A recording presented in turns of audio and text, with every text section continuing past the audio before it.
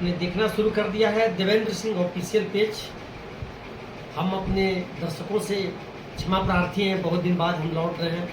इसके बहुत सारे कारण भी रहे हैं, थोड़ा सा अस्वस्थता भी रही बीच में, जिसके वजह से मैं अपने चैनल को सही ढंग से संचालित करने में असमर्थ था। बिहार के शिक्षक शिक्षिकाओं को एक बार नमन है। आप देख रहे हैं बिहार सरकार के द्वारा बहुत सारे ऐसे काम किए जा रहे हैं जो जन कल्याणकारी बताए जा रहे हैं। पिछले दिन गोपालगंज के ही रहने वाले शिक्षा मंत्री जो सुरक्षित भोरे विधानसभा क्षेत्र से जीते हैं और मंत्री हैं सुनील कुमार जी, शिक्षा मंत्री हैं हमारे, बड़े अच्छे व्यक्ति हैं। इनसे हम लोगों ने मिला था और अपनी बातों को रखा था और इन्होंने कुछ संशोधन भी छुट्टियों में किया और कुछ अच्छा करने का भी सोचा। और पूर्व में भी जब मैं अपने वीडियो के माध्यम से इस बात को उठाया था जो सरकार के कानों तक पहुंची थी, और उन्होंने भी मुलाकात के दौरान विजयपुर में बात कहा था कि आपके वीडियो पर भी मेरी नज़र है। मैं इसके लिए बहुत बहुत धन्यवाद देता हूं शिक्षा मंत्री सहित प्रशासनिक लोगों को और मुख्यमंत्री सहित तमाम बिहार के दर्शकों, शिक्षक शिक्षिकाओं को। कोई भी एजेंडा उठना चाहिए जिसमें ऐच्छिक ट्रांसफर का भी मुद्दा मैंने उठाया था। सक्षमता पास को पास के समय से वृद्धि देने की बात मैंने कही थी।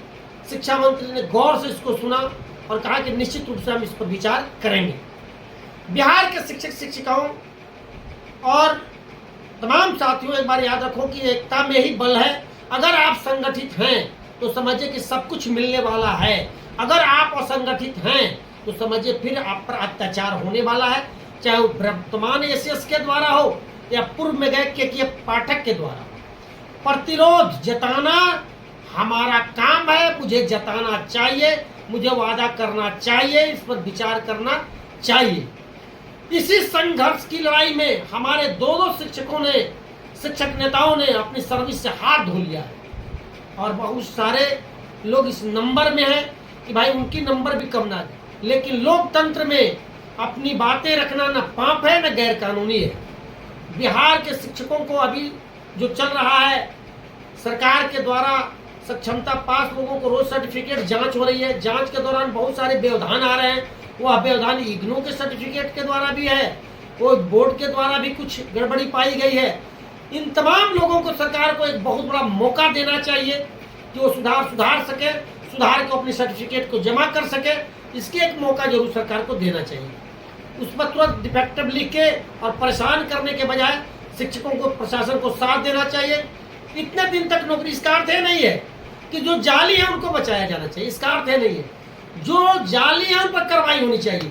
लेकिन किसी कारणवश भूलवश किसी शिक्षक का सर्टिफिकेट में थोड़ी सी गड़बड़ी है, शिक्षक की शिक्षिका के सर्टिफिकेट में गड़बड़ी है, इसे निश्चित रूप से बचाया जाना चाहिए और बताया जाना चाहिए कि आपको इस समय दिया जा रहा है, इस समय के अंदर आप सर्टिफिकेट को सही कर लें और आप पुनः आए और फिर आपका जो सर्टिफिकेट जांच है वो किया जाए, उसमें कोई दिक्कत नहीं और पोस्टिंग किया जाए।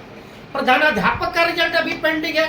TR1, TR2, TR3 वाले मामला जो बेल्ट्रान को गया है, इसके खिलाफ मैं भी अपनी आपत्ति दर्ज करा रहा हूँ। बेल्ट्रान से तत्काल प्रभाव से उसको छीनना चाहिए।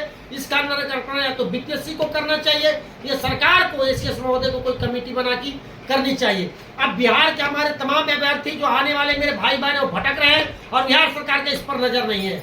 आने वाले दिनों में बिहार जो सरकार कहती है, मैं इसके माध्यम से और सूचना देना चाहता हूं कि बिहार के वैसे विद्यालयों को टैग किया गया जहां के ग्रामीण लोग सरकार को जमीन देने के लिए तो तत्पर थे, लेकिन प्रशासनिक गड़बड़ी की वजह से वो जमीन रजिस्ट्री नहीं हो पाया। कारण उस गांव से, उस बस्ती से वो विद्यालय छीन गया। उस विद्यालय को सरकार को पुनः वापस करनी चाहिए, इस पर विचार करनी चाहिए। अगर आने वाले दिनों में सक्षमता पास शिक्षकों को पास के समय से, पास आउट के समय से अगर वेतन नहीं दिया गया तो इसके लिए सड़कों पर भी आंदोलन होगा, संसद में भी आंदोलन होगा और न्यायालय में भी आंदोलन होगा। और शिक्षकों शिक्षिकाओं का ट्रांसफर, उनका ऐच्छिक ट्रांसफर होना चाहिए। आप ट्रांसफर करिए, ऑप्शन 3 लीजिए, ऐच्छिक ट्रांसफर करिए। बिहार के तमाम शिक्षक शिक्षिका जाने के लिए तैयार है। विकलांग, महिला और रोगग्रस्त जो शिक्षक हैं, इन पर शिक्षा मंत्री ने विचार करने के लिए बात कहा था। पूर्व में भी मैंने बात को उठाया था। उनके पोस्टिंग में कोई कोताही नहीं बरती जानी चाहिए। बहुत बहुत धन्यवाद। हम फिर मिलते हैं अगले वीडियो में। देखते रहिए देवेंद्र सिंह ऑफिशियल।